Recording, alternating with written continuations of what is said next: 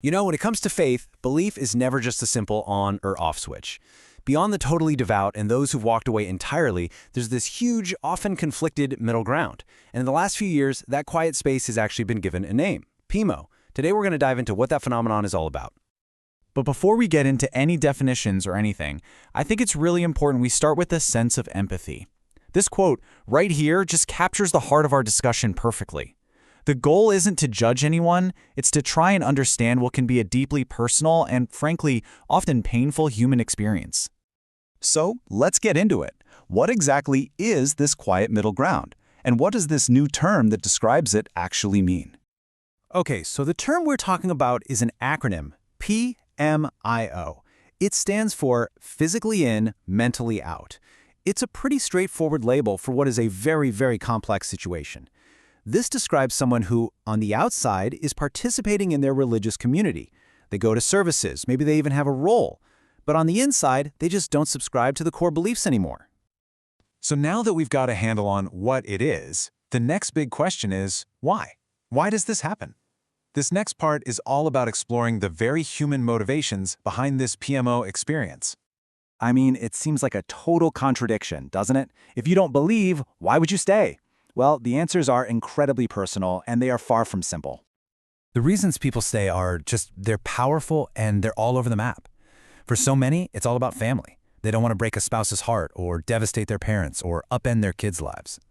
For others, their entire social world, their friends, their community, their sense of belonging, it's all wrapped up in their faith. And sometimes it's even more practical stuff. You know, it could affect their job or where their children go to school. And bubbling under all of that, there's often this deep-seated fear of what would happen if they left.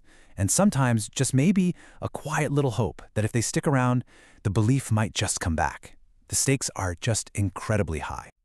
And you know, this term, Pimo, it isn't some ancient label. It's actually pretty new, a product of the internet age. It really bubbled up from online forums for Latter-day Saints, these anonymous spaces where people could finally, for the first time, share this feeling of, well, cognitive dissonance, that intense internal clash between what you're doing on the outside and what you're thinking on the inside.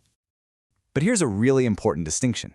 Just because the label is modern, that doesn't mean the experience is new. As it turns out, there's some really significant parallels throughout history that are worth taking a look at. So that begs the question, right? Is this whole physically in, mentally out thing really just a modern phenomenon born from the internet? Or is this something people have been quietly wrestling with for centuries? Oh, it's not new at all. Not by a long shot. I mean, if you look back at the very early days of the Latter-day Saint movement, even some of the top leaders were wrestling with serious doubts while still holding on to their positions. You see figures like Oliver Cowdery or even William Law. They perfectly illustrate this classic pattern of outward participation hiding some really deep internal conflict. And all of this really brings us to the heart of the matter, that core spiritual conflict, that feeling of having a divided heart. And what kind of guidance is out there for someone trying to navigate that? You know, this scriptural quote, which is attributed to Jesus, just frames this whole spiritual tension perfectly.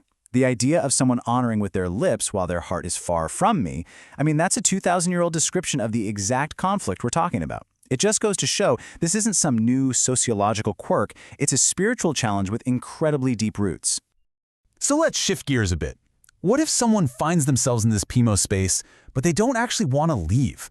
What if the goal is to genuinely find a way back to belief? What does that path even look like?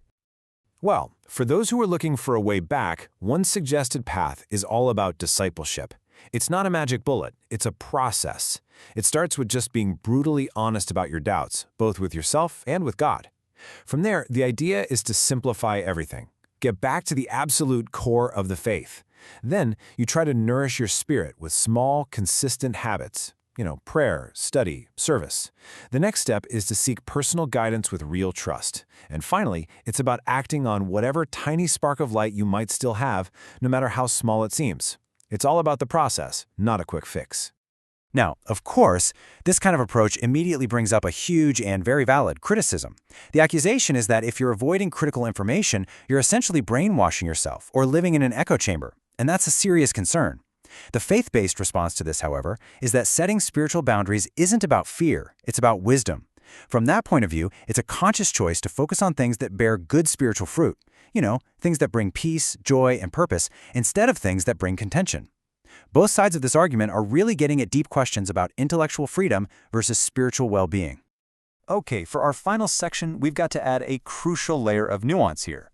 Because the Pimo experience is not just one thing, it's a whole spectrum. This is so important to get. PIMO is not a single fixed identity. It's really more of an umbrella term. And underneath that umbrella, you'll find a huge variety of personal journeys, different motivations, and all kinds of levels of belief and disbelief. So let's break down this spectrum a little bit. You have what some call the true Pimo, and that's the person staying almost purely for family or social reasons. Then there's the investigative type, who's still actively questioning and searching for answers. You've got cultural members who really value the heritage and the community way more than the specific doctrines. There are even activists who stay inside the system to try and push for change from within. And maybe one of the most common is the faithful with doubts. People who believe in the core message but are really struggling with certain issues. Each one of these is a totally different story. And that really brings us to the big final question here, the one that sits at the very core of this whole discussion. When belief isn't just a simple yes or no, but this huge, complex, messy spectrum, where do you ultimately find truth? Is it something found in the shared life of a community? Or is it something you have to find in the quiet convictions of your own heart? It's a question with no easy answer, and it perfectly captures the tension at the very center of the Pimo experience.